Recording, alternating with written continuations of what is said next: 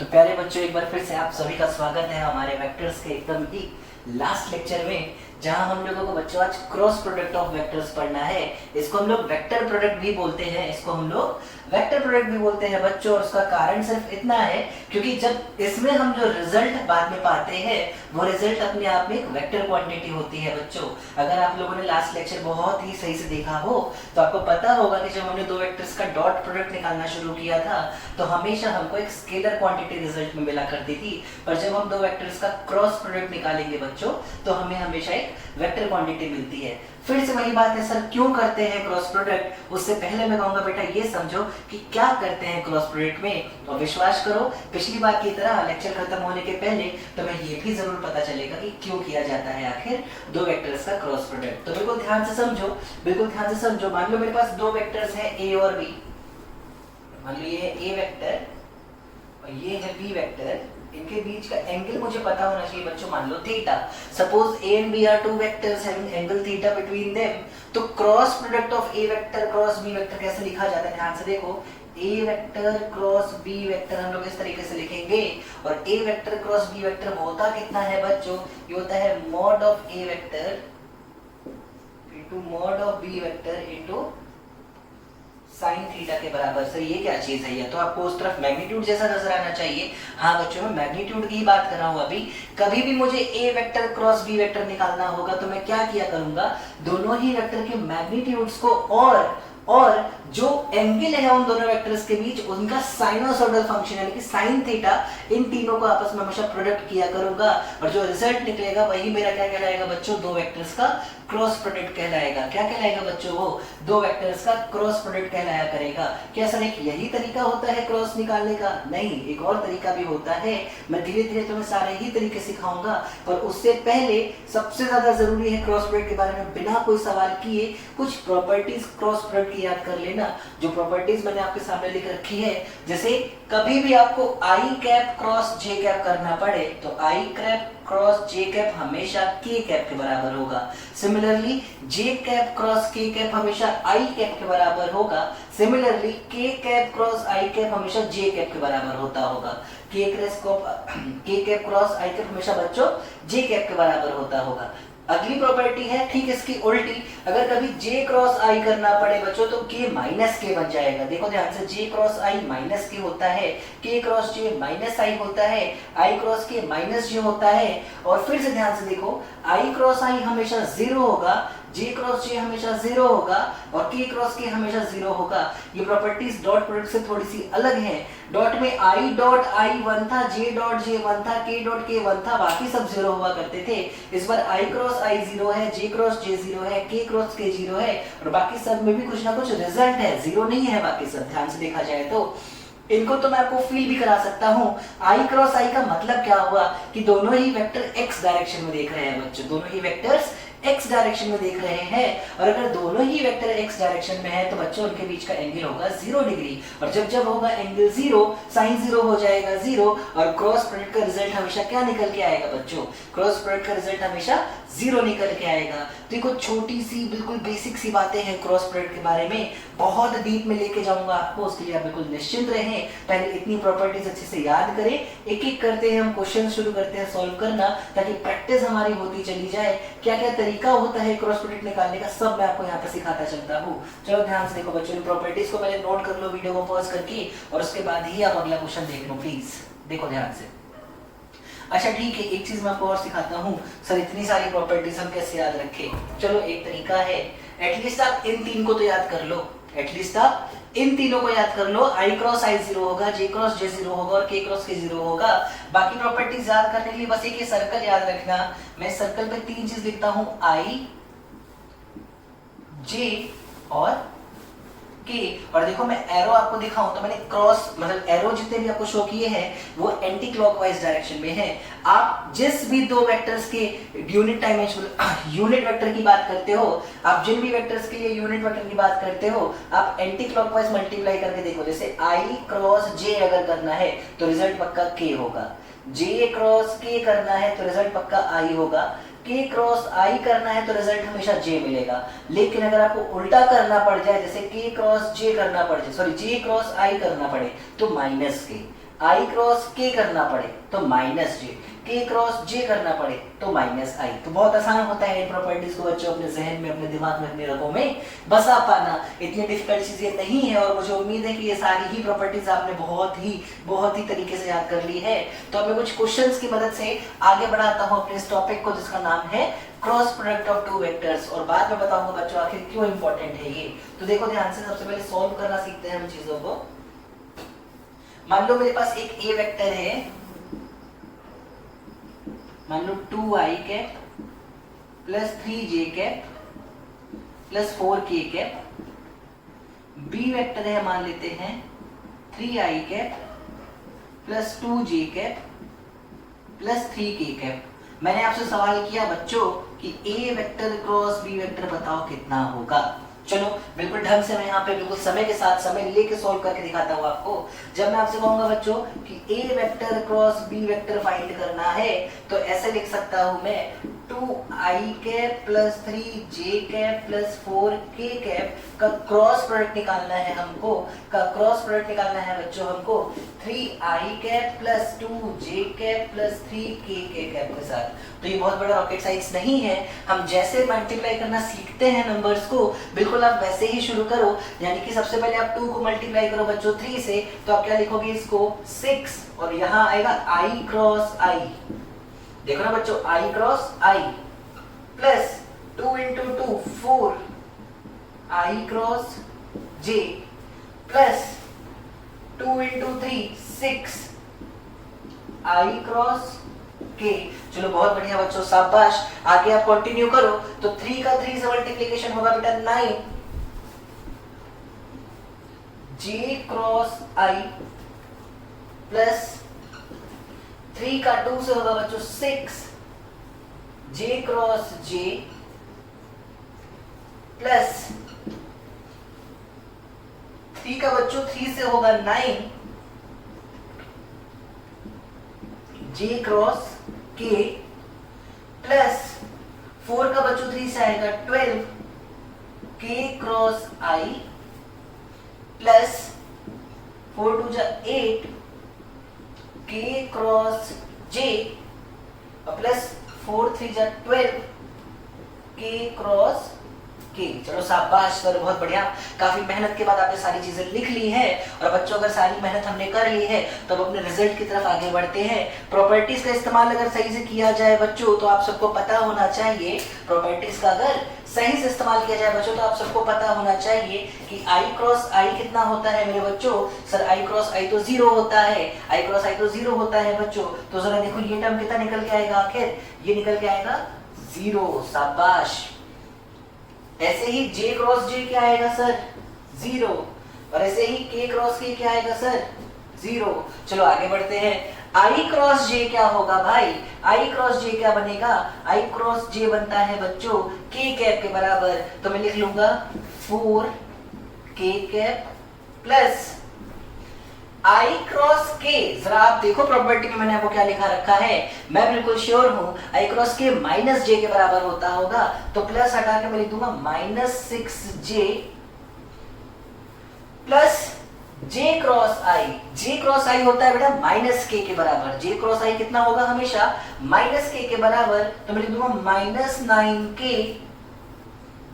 j cross k, ये होता है बेटा प्लस i, तो ये आएगा plus 9i cap k cross i, ये हमेशा आएगा j के बराबर। तो plus 12j cap k cross j होता है बच्चों माइनस i के बराबर। तो मैं लिखूंगा माइनस 8i कैप, और ये आया मेरा फाइनल रिजल्ट। क्या देखो 4k है यहाँ प्लस में और माइनस 9 में है ये k, तो 4k माइनस 9 के लिए आ जाएगा माइनस 5k कैप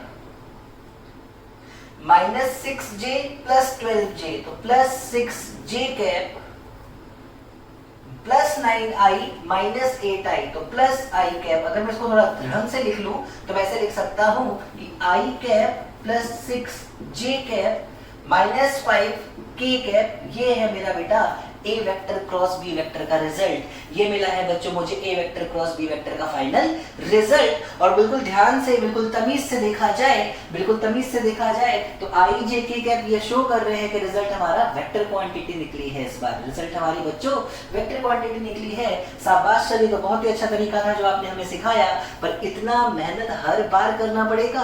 और एक छोटी सी प्रॉपर्टी में गलती हुई, एक छोटी सी प्रॉपर्टी में गलती हुई तो पूरा का पूरा रिजल्ट गलत आ जाएगा। सर क्या कोई और तरीका नहीं है इसको सीख पाने का? है ना, बिल्कुल बिल्कुल है। पर प्रॉमिस करो कि मैं जितने भी क्वेश्चंस आज आपको दूंगा आप दोनों मेथड का इस्तेमाल करके सॉल्व करोगे, क्योंकि जरूरी है हमको ये मेथड भी आना। हालांकि हर चीज का एक तरीका तो बना ही हुआ है। तो जो दूसरा तरीका होता है इस पूरे क्वेश्चन को सॉल्व कर पाने का बच्चों, जो दूसरा तरीका होता है इसको हम लोग बोलते हैं मैट्रिक्स मेथड, है ना। तो मैट्रिक्स सॉल्व करके हम लोग आंसर निकाल सकते हैं।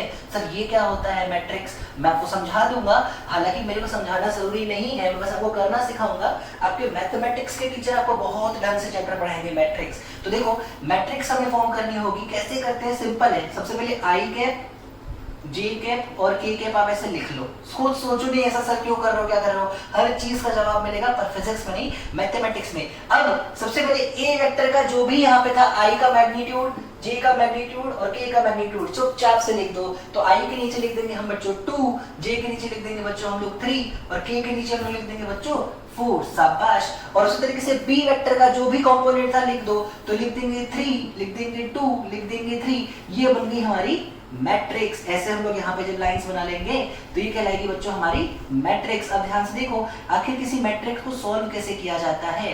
तो देखो हम रूल फॉलो करते हैं हमेशा प्लस माइनस प्लस का। किसका रूल फॉलो करेंगे बच्चों? हमेशा प्लस माइनस प्लस का। मतलब मैं सबसे पहले जब आई लिख रहा होऊंगा तो मैं प्लस में आई लिखूंगा, जे लिखने के पहले मैं माइनस लगाऊंगा, के लिखने के पहले मैं फिर से प्लस लगाया करूंगा। तो देखो हम कैसे शुरू करते हैं, मैं इसको ऐसे सॉल्व करूंगा, देखो ध्यान से। तो मैं भी सीखते चलना है साथ साथ। मैं लिखूंगा प्लस आई कैप। जब मैं आई कैप बोलूंगा बच्चों तो वो लाइन जिसमें आई मौजूद थी, हर वो लाइन चाहे वो रो में आती हो चाहे वो कॉलम में आती हो, जिसमें आई मौजूद है बच्चों आप उसको करो इग्नोर। आपको इस लाइन को और इस लाइन को करना है इग्नोर। और जब आप इन दोनों लाइंस को करते हो इग्नोर तो बचे रह जाएंगे 4 टर्म्स आपस में। कितने टर्म्स आपस में? 4। इनको क्रॉस मल्टीप्लाई करके सब्ट्रैक्ट करो।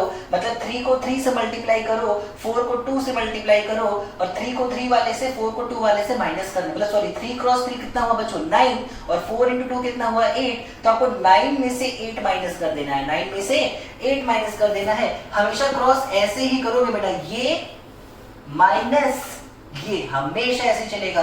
तो क्या होगा? 3 into 3 9 माइनस 4 2 जा 8। क्या मैं ऐसे लिख दूं 9 माइनस 8? ठीक है सर आप ऐसे लिख दो, बाद में सॉल्व कर देना। फिर मैं लगाऊंगा बेटा माइनस, क्योंकि मैंने कहा था प्लस फिर माइनस फिर प्लस। माइनस के साथ कौन सा कैप लगा लूं? जे। जब बेटा मैंने जे कैप लगाया होता, ध्यान से समझना, जब मैंने जे कैप लगाया है तो मैं उन दोनों रोज और कॉलम को भूल जाऊंगा जिसमें जे मौजूद है। जे किसमें किसमें मौजूद है सर? तो देखो बच्चों जे मौजूद है, इसमें तो है जे मौजूद, हाँ इसमें है जे मौजूद, बिल्कुल हाँ। तो इन दोनों को भूलो, अभी भी आपके पास 4 टर्म्स बचे होंगे। देखो 2 4 3 और 3, तो क्रॉस मल्टीप्लाई करो।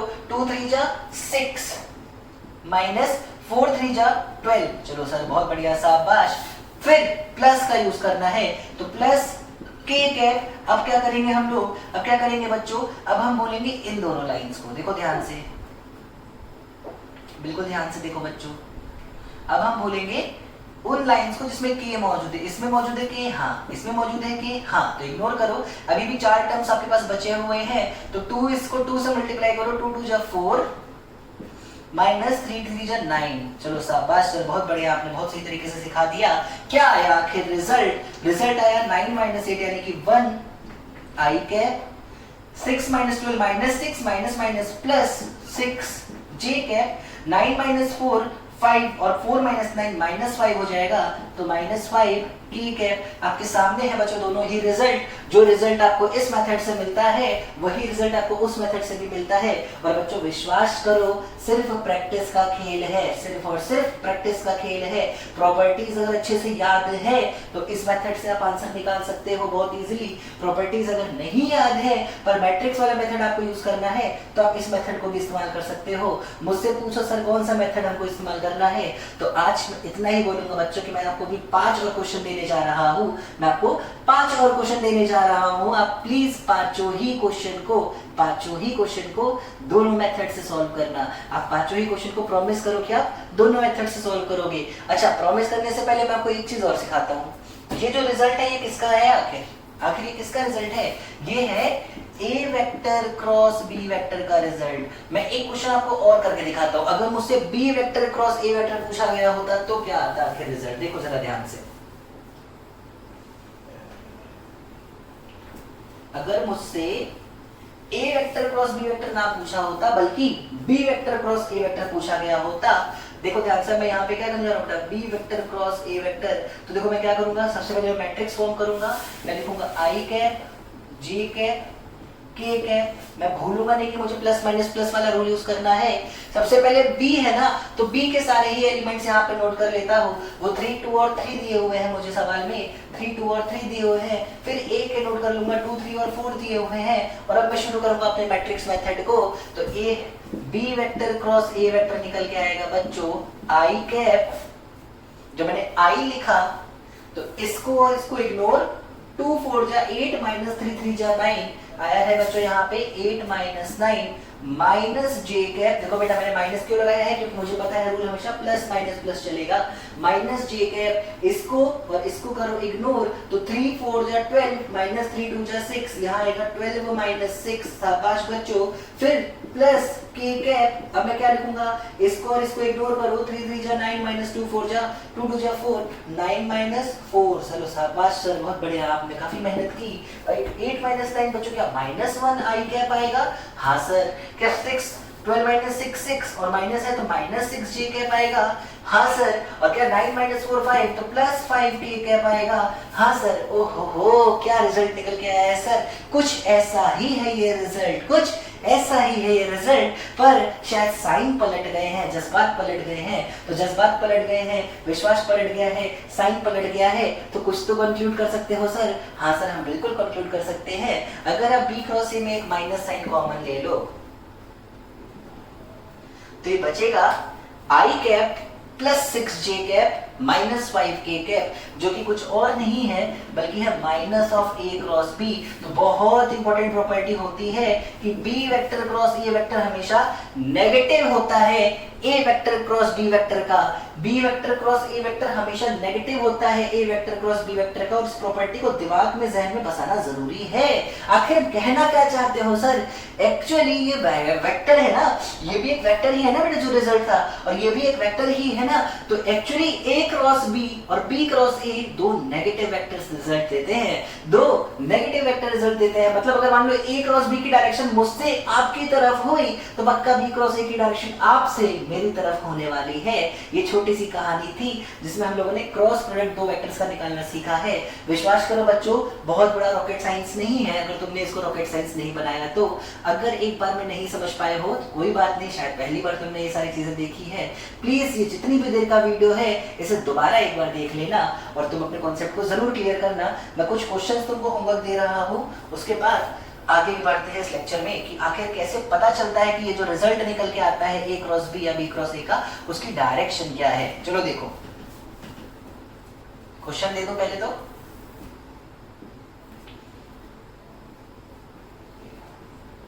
मान लो ए वेक्टर है 2i cap plus 4j cap और बी वेक्टर है 3i cap plus j cap minus 2k cap. इनका ए क्रॉस बी निकालना। सर कैसे करेंगे यार, इसमें तो k है ही नहीं। अरे k नहीं है तो बेटा तुम ऐसे लिख लेना, खुद से लिख लेना, तब मैट्रिक्स फॉर्म करना। मैट्रिक्स में k लिखना जरूरी है। k नहीं दिया है तो k को 0 ले लो, j नहीं दिया है तो j को 0 ले लो। मैं हटा रहा हूँ यहाँ से चीजें, लेकिन मैंने समझा दिया जो मुझे समझाना था। दूसरा क्वेश्चन ले लो बच्चों। a है मान लो -3i cap minus 2j cap plus 2k cap और बी वेक्टर है मान लो -2i cap minus 3j cap plus 3jk cap, है ना। बहुत बढ़िया, शाबाश सर, बहुत बढ़िया। चलो तीन ही क्वेश्चन देता हूं आपको होमवर्क में। तीसरा क्वेश्चन है मान लो ए वेक्टर है 3j cap minus 4k cap और बी वेक्टर है 2i cap plus 6j cap. शाबाश सर, बहुत बढ़िया, 3 सवाल आपने बना दिए। तो तीनों ही सवाल में तुमको बच्चों क्या करना है मैंने तुमसे बता दिया है पहले ही। आपको a vector cross b vector find करना होगा, पर दोनों मेथड से समय लगेगा, लगने दो, हमको सीखना है और बहुत जरूरी है बेटा वेक्टर प्रोडक्ट हमारे पूरे 2 साल के सिलेबस के लिए। तो आप ये सोच के मेहनत करो कि जो सीखने जा रहे हो वो कहीं ना कहीं आपको बहुत मदद करेगा आगे। इतनी चीजों को अच्छे से नोट कर लो बच्चों, चाहो तो वीडियो को दोबारा देख लो, यहाँ से इन क्वेश्चंस को सॉल्व कर लो और मैं अपने लेक्चर को आगे कंटिन्यू करता हूँ फिलहाल एक छोटे से सेकंड के बाद। देखो ध्यान से। तो चलो बच्चों अपने लेक्चर को हम आगे ले चलते हैं और अब हमें सीखना है कि आखिर कैसे निकाला जाएगा a vector cross b vector, यानी जो इनका एक क्रॉस प्रोडक्ट से या वेक्टर प्रोडक्ट से मिलने वाला जो रिजल्ट है, यानी कि वो जो नया वेक्टर है आखिर क्या है, उसकी डायरेक्शन हमें कैसे पता चलेगा कि वो किस डायरेक्शन में निकल के आ रहा है। तो बहुत आसान होता है बच्चों, मैं आपको सिखाता हूँ, बहुत आसान होता है। हाँ, कई बार शुरुआत में कुछ बच्चों को प्रैक्टिस में दिक्कत होती है, लेकिन विश्वास करो थोड़ी सी मेहनत करते ही हर बच्चा ये चीज सीख सकता है। मान लो रैंडम कोई भी 2 डायरेक्शन लेता हूं मैं, a वेक्टर और b वेक्टर की, जिनके बीच का एंगल है मान लो थीटा। मैंने कहा कि बच्चों बताओ ये जो है पेपर है और कुछ और चीजें सिखा दूं। अगर मैं कभी ऐसे क्रॉस बनाता हूं, इसका मतलब ये डायरेक्शन है जो कि बोर्ड से अंदर जा रही है। क्रॉस का मतलब बेटा ट्रेन होती है ना, जब आप ट्रेन को पीछे से देखते हो, पीछे से बेटा क्रॉस नजर आता है और ट्रेन जाती हुई नजर आती है, तो क्रॉस का मतलब जा रही है वो चीज। और डॉट में ऐसे कभी नजर आए, डॉट में कभी ऐसे नजर आए, तो ऐसे तो होती है बेटा गाड़ी की हाईलाइट। हाईलाइट जब दिख रही होती है आपको, तो मतलब गाड़ी आपकी तरफ आ रही होती है, गाड़ी आपकी तरफ आ रही होती है। तो डॉट का मतलब है वो वेक्टर जो बाहर निकल रहा है, क्रॉस का मतलब होगा वो वेक्टर जो अंदर जा रहा होगा। क्रॉस का मतलब होगा बेटा वो वेक्टर जो अंदर जा रहा होगा और डॉट का मतलब वो वेक्टर जो बाहर आ रहा होगा। फिलहाल मुझे पता करना है a vector cross b vector कहाँ है। विश्वास करो बहुत सारे रूल्स होते हैं, अलग अलग बुक्स में अलग अलग तरीके से दिए जाते हैं। मैं किसी रूल को मानने वाला काम नहीं करता हूँ, बस मैं इस्तेमाल करता हूँ अपने राइट हैंड का। किसका इस्तेमाल करूंगा बच्चों? अपने राइट हैंड का। बहुत आसान रूल सिखा रहा हूँ, प्लीज मेहनत करना, समझ जाओगे। अगर आपको a vector cross b vector निकालने को बोला जाए तो अपने राइट हैंड के जो पाम है आपका बच्चों, इस पाम को सबसे पहले a वेक्टर की डायरेक्शन में खोलो। इस पाम को a वेक्टर की डायरेक्शन में खोलो बच्चों। सर ये लो, हाँ बेटा बिल्कुल सही किया। सर ये लो, हाँ बेटा बिल्कुल सही किया। सर ऐसे, हाँ बेटा बिल्कुल सही किया। सर ऐसे, हाँ बच्चों बिल्कुल सही किया। अरे सर ये तो 4 तरीके से खोल सकता है, तो मैं किस तरीके से खोलूं? मेरे पास तो 4 ऑप्शन दिया है आपने। हाँ बच्चों बिल्कुल 4 ऑप्शन दिया है मैंने, पर कुछ इस तरीके से खोलो कि नेचुरली तुम्हारी उंगली जिस तरफ मुड़ती है ना, उस डायरेक्शन में ही होना चाहिए तुम्हारा बी वेक्टर। देखो मैं तुम्हें दिखाता हूँ। अगर मैंने पाम ऐसे खोला होता तो क्या मैं आसानी से बी की तरफ अपनी उंगली घुमाता ना भाई? देखो उंगली घूमनी चाहिए बी की तरफ, पर मैं ऐसे पाम खोलूंगा तो बी की तरफ थोड़ी नहीं घूम पाएगी। ऐसे पाम खोलूंगा तो ऐसे तोड़ थोड़ी नहीं लेगा तो अपनी उंगली। यार ऐसा मत करना बेटा, कोई इंजरी आ गई मेरे पूरा का पूरा चैनल बंद करवा दोगे तुम लोग। ऐसा नहीं करना, इजी कॉन्सेप्ट है भाई। तुमको नेचुरली जिस तरफ तुम्हारे फिंगर्स घूमते हैं, तुम्हें अपने राइट हैंड के पाम को ए वेक्टर की तरफ खोलना है कुछ इस तरीके से। अपने राइट हैंड के पाम को ए वेक्टर की तरफ खोलना है बच्चों कुछ इस तरीके से कि तुम्हारी सारी ही उंगलियां घूम कर कहां पहुंच जाते हो बच्चों? बी वेक्टर की तरफ। बहुत बढ़िया सर, बहुत ही आसान सा मेथड था। क्या ए वेक्टर की डायरेक्शन ये है? हाँ। क्या बी वेक्टर की तरफ फिंगर घूम रही है? हाँ। अब तुम ए की तरफ खड़े होगे, बी की तरफ फिंगर घुमाओ, तुम्हारा थंब कहीं तो पॉइंट करेगा। ए से घूम के बी की तरफ जाओ, कहीं ना कहीं तो थंब पॉइंट करेगा। जिस डायरेक्शन में करेगा थंब पॉइंट, वही डायरेक्शन होगी बच्चों ए क्रॉस बी की, ए वेक्टर क्रॉस बी वेक्टर की। तो बताओ जरा ए वेक्टर क्रॉस बी वेक्टर इस केस में कहाँ आया है? बोर्ड से अंदर की तरफ की बोर्ड से बाहर की तरफ। सर ए क्रॉस बी आता है बोर्ड से बाहर की तरफ। बहुत बढ़िया शाबाश। जरा चेक करो बी क्रॉस ए कहाँ आता? बी क्रॉस ए कहाँ आता? सर राइट हैंड के पाम खोलते बी वेक्टर की डायरेक्शन में कुछ इस तरीके से कि उंगली घूमती ए की तरफ। क्या ऐसे खोलते? अरे नहीं भाई, ऐसे थोड़ी उंगली घूमती है। क्या ऐसे खोलते? हाँ भाई ऐसे ही तो खोलते। क्या फिंगर घूम गई ए की तरफ? हाँ। अंगूठा जा रहा है अंदर की तरफ? हाँ। तो जरा देखो बी क्रॉस ए कहाँ आया है बच्चों? सर बी क्रॉस ए तो आया है बोर्ड से अंदर की तरफ। और सही बात है सर, आपने जैसा बताया था वैसा ही मिला। ए क्रॉस बी था बाहर की तरफ, तो बी क्रॉस ए आया है अंदर की तरफ। शाबाश बच्चों, बहुत बढ़िया। ऐसे कई क्वेश्चंस और तुम्हें प्रैक्टिस कराऊंगा, तब जाके मैं मानूंगा कि तुम समझ पाए हो या नहीं समझ पाए हो। देखो अगला सवाल तुम्हारे लिए, बहुत ही आराम से देखो, बहुत ही आराम से। ओहो हो, क्या किया जाए सर? लो ये रहा तुम्हारा बी वेक्टर, ये है तुम्हारा बच्चों बी वेक्टर। ये कौन सा वेक्टर है बच्चों? B vector. तो फिर ए वेक्टर कहाँ है सर? ए वेक्टर कहाँ है? मैं दिखाऊंगा बच्चों तुमको ए वेक्टर कहाँ है। सबसे पहले आप बी वेक्टर बिल्कुल ध्यान से देख लो, ये रहा आपका बी वेक्टर। ए वेक्टर इस बार पहले से बाहर की तरफ है। ओहो सर क्या कंफ्यूज कर रहे हो, 2D के बोर्ड में 3D के सवाल करवा रहे हो। हाँ बच्चों क्या करें, हमारी मजबूरी है, हमें ऐसा करवाना पड़ेगा। अच्छा कुछ और छोटी छोटी बातें कर लेते हैं, कुछ डायरेक्शंस के बारे में देख लेते हैं। आपको ये सब डायरेक्शंस को पता होनी चाहिए। ये होता है नॉर्थ, ये होता है ईस्ट, ये होता है साउथ और ये होता है बच्चों वेस्ट। तो सवाल ये है कि ए वेक्टर है बोर्ड से बाहर की डायरेक्शन में, ए वेक्टर है बोर्ड से बाहर की डायरेक्शन में, बी वेक्टर है आपका बी वेक्टर है आपका ईस्ट की डायरेक्शन में। बी वेक्टर कहाँ है बच्चों? ईस्ट की डायरेक्शन में। ए वेक्टर कहाँ है? अप। इसको मैं अप बोला करूंगा क्योंकि आप जब कॉपी में लिख रहे हो तो आपके लिए ऊपर आता हुआ नजर आएगा। ए है अपवर्ड डायरेक्शन में, ए है अपवर्ड डायरेक्शन में। और बी कहाँ है बच्चों? बी है ईस्ट की डायरेक्शन में। तो आखिर ए क्रॉस बी कहाँ आएगा? ए क्रॉस बी कहाँ आएगा? देखो भाई देखो, बहुत आसान है। सबसे पहले ए वेक्टर फील कर लो, इधर आ रहा है एस से बाहर की तरफ। तो आपको राइट हैंड के सारे ही उंगली को एक ही डायरेक्शन में खोलना है। क्या ऐसे भी खोल सकते हो, ऐसे भी खोल सकते हो, ऐसे भी खोल सकते हो, ऐसे भी खोल सकते हैं? हाँ हम बिल्कुल खोल सकते हैं, पर हम कैसे खोलेंगे?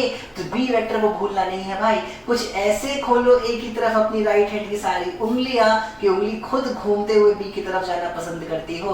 तो क्या ऐसे ही वो पॉसिबल है? हाँ अरे देखो ना भाई, फिंगर किधर घूम रही है, फिंगर किधर घूम रही भाई? क्या बी की तरफ है? बी इधर ही है। हाँ भाई बी तो इधर ही है। अरे बहुत आसान है भाई ये चीज समझ पाना।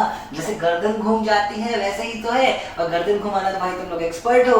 बिल्कुल ध्यान से देखो फिर से, ये है बी वेक्टर, ये था ए वेक्टर, फिंगर घूम रही है क्या? हाँ अंगूठा कहाँ है? ऊपर। ओहो ऊपर कौन सी डायरेक्शन है सर? नॉर्थ। तो इस बार ए वेक्टर क्रॉस बी वेक्टर कहाँ निकल के आता है? नॉर्थ की डायरेक्शन में। बहुत बढ़िया बच्चों, बहुत बढ़िया, शाबाश। तो बताओ जरा B vector cross A vector कहाँ होगा? सर मैं करके दिखाऊंगा कैसे। ये है बी वेक्टर, इधर है ए वेक्टर, ये भूलना नहीं है। मुझे मेरे राइट हैंड के पाम को बी के डायरेक्शन में खोलना है। ऐसे खोल सकते हैं हाँ, ऐसे खोल सकते हो हाँ, ऐसे खोल सकते हो हाँ, ऐसे खोल सकते हो हाँ, लेकिन ऐसे खोलोगे तो इधर घूमेगी। क्या ए इधर है क्या? नहीं। ऐसे खोलोगे तो ऊपर घूमेगी। क्या ए ऊपर है क्या? नहीं। ऐसे खोलोगे तो इधर घूमेगी। क्या ए इधर ही है क्या? हाँ सर ए तो इधर ही है। ओहो घूम गया क्या? क्या डायरेक्शन नीचे आ रही है अंगूठे की? हाँ तो बी क्रॉस ए इस बार कहाँ होता है बच्चों? बी क्रॉस ए नीचे की डायरेक्शन में होता है सर। ओहो अरे बहुत बढ़िया, शाबाश। चलो तो मुझे लगता है कि तुमको ज्यादा जरूरत है प्रैक्टिस करने की मुझसे। मैं आपको टेबल भर के दे रहा हूँ, मैं आपको टेबल बना के दे रहा हूँ। आपको मुझे बताना है कहाँ आएगा resultant vector. C is resultant, ठीक है। पहले केस में ए है, अब का मतलब बेटा आपके पेपर से बाहर निकल रहा है, भूलना नहीं। बी हो गया मान लो ईस्ट में, अभी मैंने ये क्वेश्चन कराया है, आपको डायरेक्शन बतानी है।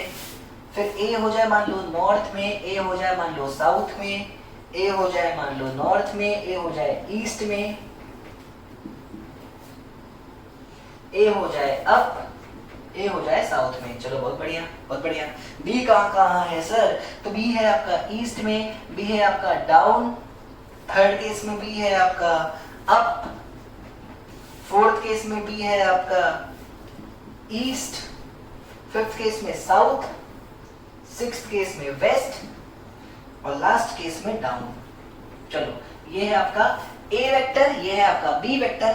आपको बताना है कि सी वेक्टर जो यानी कि रिजल्टेंट है ए क्रॉस बी। हर बार आपको क्या निकालना है बच्चों? भूलना नहीं, ए वेक्टर क्रॉस बी वेक्टर। समय लो, अपनी उंगलियों के साथ खेलो, देखो तुम्हारी उंगलियां कितनी फ्लेक्सिबल हैं। घुमाओ, तोड़ो मरोड़ो, सोचो, आंसर निकलेगा। और पूरी टेबल आपको बड़ा फिल करनी है कि क्या होगा हर बार सी वेक्टर की डायरेक्शन। सर एटलीस्ट एक क्वेश्चन करके दिखा दो, बस एक क्वेश्चन पक्का हम समझ जाएंगे कि हमको क्या करना है। चलो मैं एक काम करता हूँ, मैं ये वाला पार्ट आपको सॉल्व करता हूँ क्योंकि शायद सबसे आसान यही है। सर आप तो बड़े ही चालाक हो, आप आसान सवाल ले लिए। इस सवाल के अकॉर्डिंग ए वेक्टर कहाँ है बच्चों? सर नॉर्थ की डायरेक्शन में लो। बी वेक्टर कहाँ है बच्चों? ईस्ट की डायरेक्शन में लो। निकालना क्या है भाई, ए वेक्टर क्रॉस बी वेक्टर। एक और क्वेश्चन सिखा रहा हूँ, क्या ए वेक्टर की तरफ सबसे पहले अपने राइट हैंड का पाम खोलोगे? क्या ऐसे खोल सकते हो? हाँ ऐसे, हाँ ऐसे, हाँ ऐसे, हाँ। हम कैसे खोलेंगे? हम तो ऐसे खोलेंगे अपने राइट हैंड का पाम कि हमारी उंगली घूम जाए अपने आप नेचुरली बी की तरफ। क्या ऐसे करके देखो, ऐसे करो, अगर ए से बी घूमते तो क्या आराम से उंगली घूमती? हाँ। अंगूठा तब कहाँ जा रहा होता बच्चों? अंदर जा रहा होता। क्या मैंने अंदर मतलब आपके लिए लिख रखा है डाउन? हाँ, तो आंसर में आ रहा होता बेटा डाउन। शाबाश सर, बहुत बढ़िया, आपने एक और क्वेश्चन सिखा दिया। लेकिन अब मैं एक भी क्वेश्चन नहीं सिखाऊंगा बच्चों, अब तुम्हारा खेल है कि तुम कितनी ज्यादा प्रैक्टिस करते हो। और लास्ट पार्ट जो इस चैप्टर का मुझे लेके आना है तुम्हारे सामने, अब मैं उस पर आता हूँ कि क्या है आखिर एप्लीकेशंस किसी भी वेक्टर प्रोडक्ट की। पर उससे पहले बार बार बोल रहा हूँ, जैसे जैसे मैं पार्ट्स आपको बताता चल रहा हूँ, आप एक एक पार्ट में पहले कमांड करो, फिर अगले पार्ट को देखो। पहले जो दिए थे क्वेश्चन उनको सॉल्व कर लो, अब इस क्वेश्चन को सॉल्व कर लो और फिर कंटिन्यू करा वीडियो लेक्चर देखो, वीडियो लेक्चर को देखना। प्लीज इतना काम करो, मेरा कहना मानो। कुछ ही सेकंड में मैं आता हूँ आपके पास लास्ट टॉपिक लेकर इसका। तो चलो बच्चों देखते हैं कि आखिर क्या यूज है क्रॉस प्रोडक्ट का निकालने का, या फिर आखिर क्यों पढ़ना पड़ा है हमें वेक्टर प्रोडक्ट हम लोगों को। तो बिल्कुल ध्यान से देखो बच्चों, सबसे पहला यूज होता है हम वेक्टर प्रोडक्ट की मदद से किसी भी पैरेललोग्राम का या किसी ट्रायंगल के एरिया को फाइंड कर सकते हैं। कैसे सर, कैसे सर, जरा ध्यान से समझाओ। जो मैं तुम्हें समझाऊंगा ना, क्यों नहीं समझाऊंगा। चलो पैरेललोग्राम से शुरू करता हूँ। मान लो एक ये पैरेललोग्राम बनाता हूँ, कुछ इस तरीके से मैं तुमको दिखा रहा हूँ।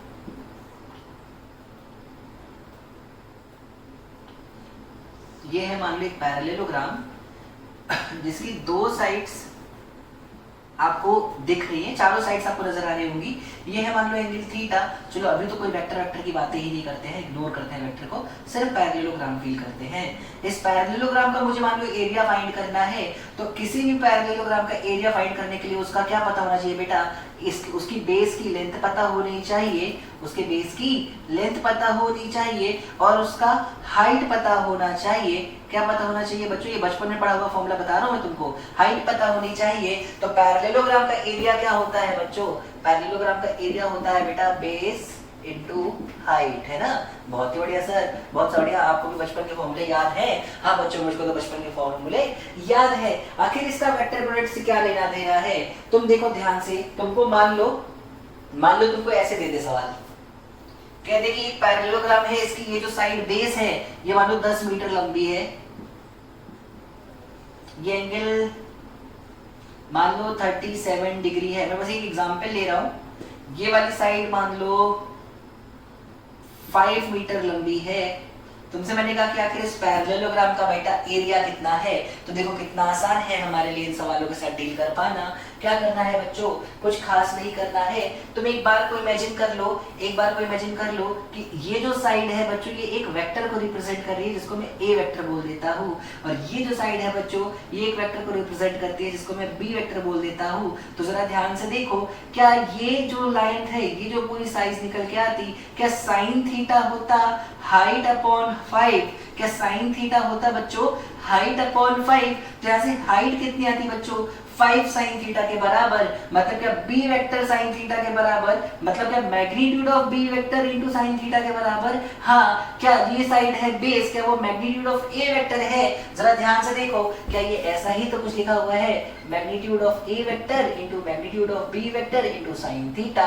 ध्यान से देखो, अगर मैं एक ऐसा बोलता हूं आपसे कि पैरेललोग्राम की दो एडजेसेंट साइड्स को मैं दो वेक्टर से रिप्रेजेंट करता हूं जिसका मैग्नीट्यूड है मॉड ए वेक्टर और मॉड बी वेक्टर, और उनके बीच का एंगल अगर मैं थीटा मान के चलता हूँ, ध्यान से देखो बच्चों, थीटा मान के चलता हूँ, तो ऐसे पैरेललोग्राम का एरिया कैसे निकला बेटा? Mod A mod B sine theta से। मॉड ए है एक्चुअली बेस और मॉड बी का साइन कंपोनेंट ही तो है आखिर हाइट, मॉड बी का साइन कंपोनेंट ही तो है बच्चों हाइट। तो देखो ध्यान से कितना निकला है बच्चों, mod A mod B sine theta, और डायरेक्ट मिल जाता है आपको पैरेललोग्राम का एरिया।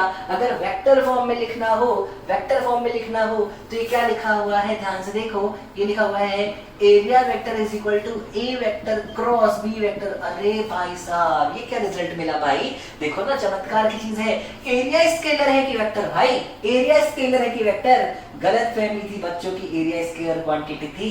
एक्चुअली रियलिटी में एरिया हमेशा से वेक्टर क्वांटिटी है। क्यों? क्योंकि दो वेक्टर के क्रॉस से मिलता है एरिया, और क्रॉस प्रोडक्ट प्रोडक्ट हमेशा हमको एक वेक्टर क्वांटिटी देता है। तो अगर आपको वेक्टर फॉर्म में एरिया पूछेगा तो आप इस फॉर्मूले का यूज करोगे, स्केलर फॉर्म में एरिया निकालना है या सिर्फ मैग्नीट्यूड पूछेगा तो आप इस फॉर्मूले का यूज करोगे और इजीली आपको एरिया मिल जाएगा किसी भी पैरेललोग्राम का जिसकी दो एडजेसेंट साइड्स दो वेक्टर के द्वारा रिप्रेजेंट की जाती है। तो एक क्वेश्चन देना तो बनता है सर, आखिर एक क्वेश्चन देना तो बनता है। चलो भाई देखो, मान लो ये x एक्सिस है, ये y एक्सिस है, मेरे पास एक पैरेललोग्राम है कुछ इस तरीके से।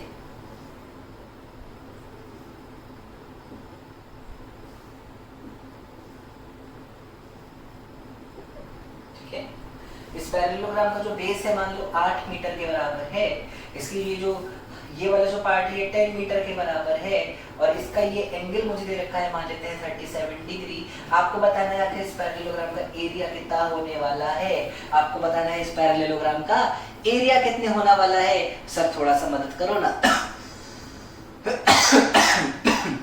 चलो भाई बिल्कुल मदद करेंगे यार, कोई बड़ी बात नहीं है। सबसे पहले मैं क्या करूंगा, मैं इसको दो वेक्टर के तरीके से देखता हूँ। तो ये है मेरा ए वेक्टर, तो ए वेक्टर को मैं देखो कैसे लिखूंगा बच्चों, मैं लिखूंगा 8i cap plus 0j cap plus 0k cap. हो बहुत ही शानदार तरीके से लिखा सर आपने।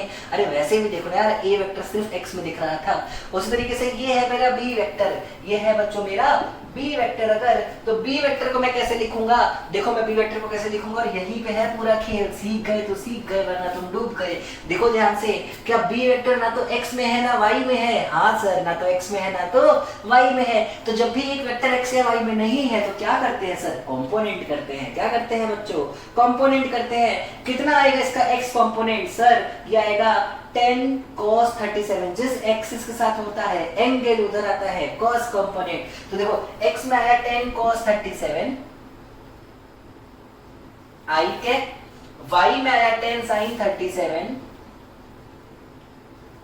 j कैप और k में तो है ही नहीं, z में तो है ही नहीं, तो 0k कैप। अब मैं इससे ज्यादा मदद आपकी नहीं कर सकता। cos 37 sin 37 की वैल्यू पुट करो, a वेक्टर दे दिया, b वेक्टर दे दिया और ये भी बता दिया कि आपको a vector cross b vector निकालना है।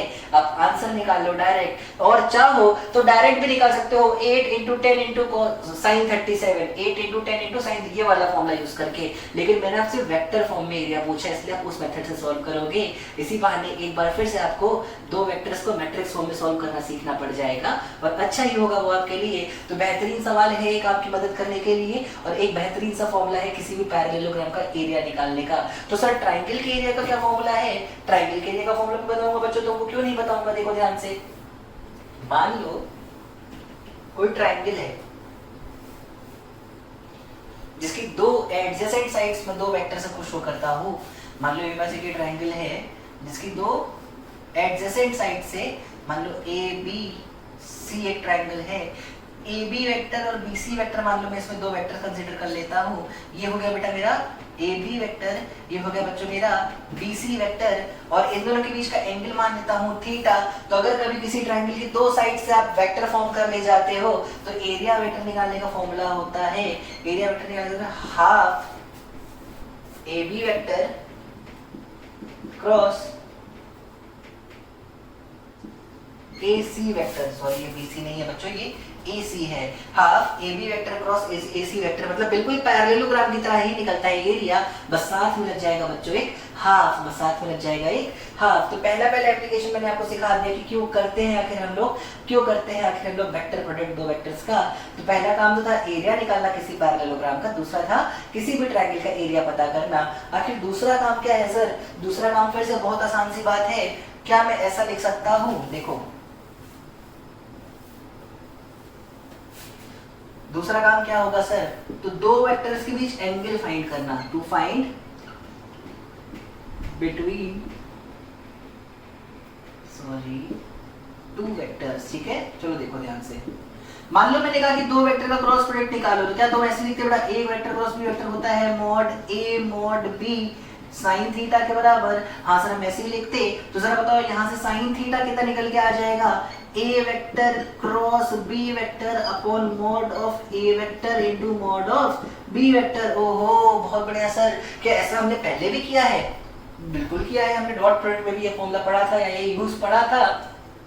जिस तरह से डॉट प्रोडक्ट की मदद से आप दो वेक्टर्स के बीच एंगल फाइंड कर सकते थे, ठीक उस तरीके से आप क्रॉस प्रोडक्ट की मदद से भी दो वेक्टर्स के बीच एंगल फाइंड कर सकते हो। आप बिल्कुल एंगल फाइंड कर सकते हो, लेकिन सजेशन मेरा ये रहेगा कि आप ये यूज हमेशा डॉट प्रोडक्ट का ही करना। आपको स्केलर प्रोडक्ट से इसको सॉरी वेक्टर प्रोडक्ट से इसको सॉल्व करने की जरूरत नहीं है। आप बेवजह लेंथी करने की जरूरत नहीं है आपको सवाल को।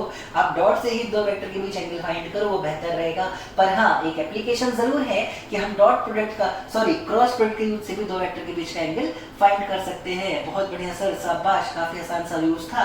और आपने तो कहा है कि इसको यूज भी मत करो, कितनी अच्छी बात है सर, लेकिन बेटा नोट करो। मैंने ये नहीं कहा है कि नोट मत करो। चलो मैं तुम्हें दिखाता हूं कि क्या है इसका तीसरा यूज। तीसरा यूज होता है इसका ये फाइंड करना कि कौन से दो वेक्टर्स आपस में पैरेलल हैं। 2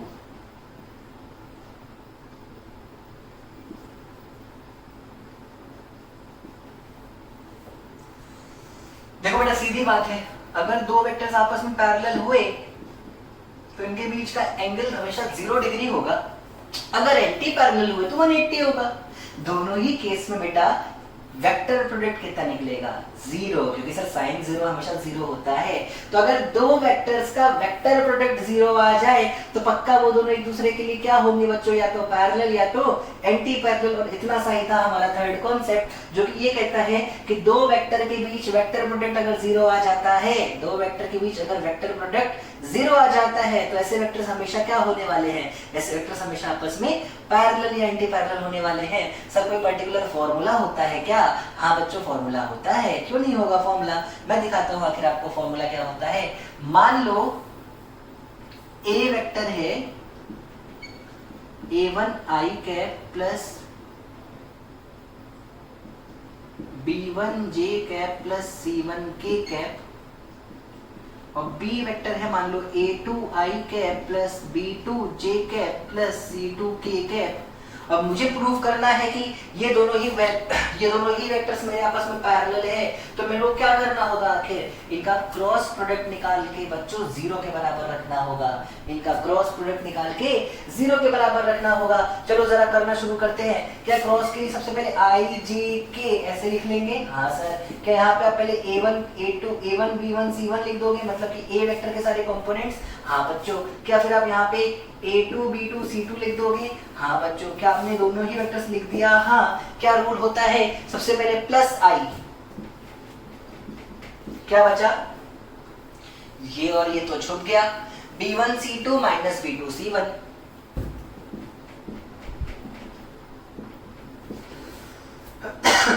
माइनस j, क्या बचा? ये और ये तो छुप गया। a1 c2 minus a2 c1, फिर प्लस k कैप, क्या बचा?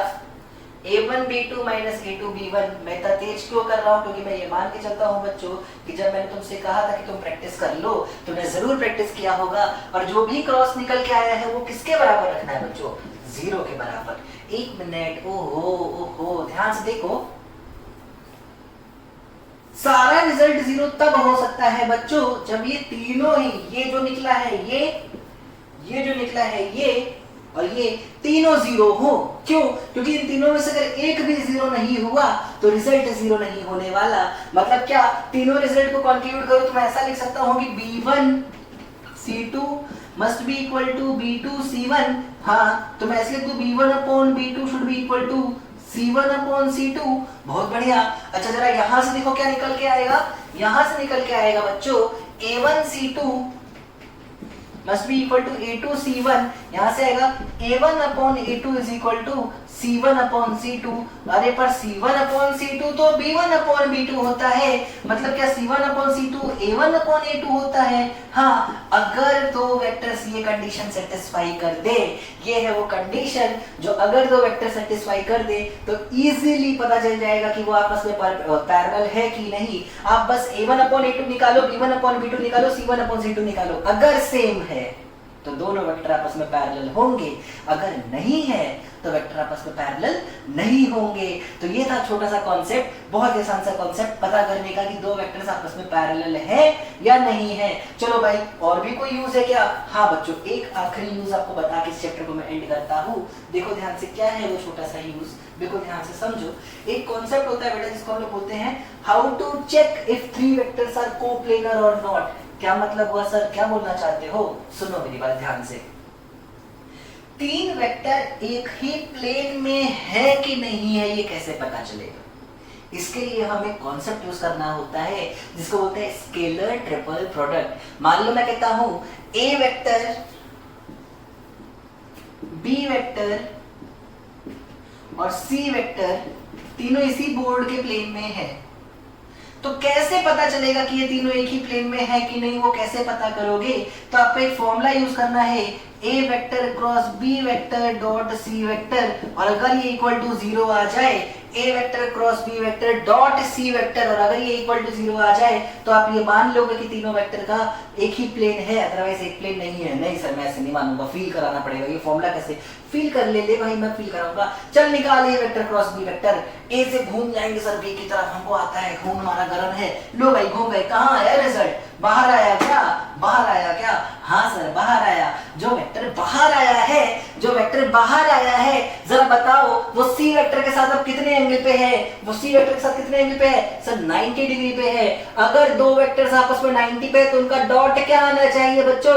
सर डॉट में तो cos थीटा होता है, और क्या cos 90 0 होता है? हाँ बच्चों, तो वही तो किया है। पहले मैंने ए क्रॉस बी निकाल के उसको प्लेन से बाहर फेंका, फिर मैंने सी से डॉट करके देखा क्या 0 मिल जा रहा है। अगर 0 मिल जा रहा है तो तीनों ही वेक्टर यानी कि ए बी और सी एक ही प्लेन में है, अदरवाइज तीनों एक प्लेन में नहीं है। बस एक छोटा सा था एक कॉन्सेप्ट, छोटी सी थी ये कहानी, और इसके साथ हमारा वेक्टर चैप्टर पूरी तरीके से बच्चों खत्म होता है। उम्मीद है ये वेक्टर तुमने बहुत ही ढंग से समझा है, बहुत अच्छे से आप इसकी एक्सरसाइज की प्रैक्टिस कर रहे हो। बाकी बहुत सारे और कॉन्सेप्ट्स हैं बच्चों, बहुत सारे और कॉन्सेप्ट्स हैं जो सिर्फ और सिर्फ आप तब सीख पाओगे जब आप क्वेश्चंस की प्रैक्टिस बहुत अच्छी कर रहे होगे। तो अपना मॉड्यूल का एक एक क्वेश्चन लगाओ बच्चों, जो भी डाउट्स है आप क्लियर करो, और आज का लेक्चर जरूर अच्छे से नोट करना, सारे ही कॉन्सेप्ट बहुत इंपॉर्टेंट हैं। आज के लेक्चर के साथ साथ मैं एक काम करूंगा, एक पीडीएफ जरूर दे दूंगा आपको इस लेक्चर के लास्ट में, लिंक में आपको मिल जाएगी, जिसमें पूरे ही चैप्टर का नोट्स होगा, जिसमें पूरे ही चैप्टर का नोट्स होगा। आप प्लीज उस पीडीएफ को डाउनलोड करें, उससे अपने खुद के नोट्स को देखें। मैंने पहले लेक्चर में कहा था कि आपके नोट्स ज्यादा इंपॉर्टेंट आपके लिए कुछ नहीं है, आपका कोई दोस्त नहीं है उस नोट से अच्छा, तो प्लीज अपने दोस्त से दोस्ती करें, बहुत ही सुंदर बहुत ही प्यारे नोट्स बनाए, बहुत सारे क्वेश्चंस प्रैक्टिस करो। बाकी बस खुश रहो, मस्त रहो, हंसते रहो, अपना ध्यान रखो और अपने फ्यूचर का भी ध्यान रखो। चलो थैंक यू बच्चों।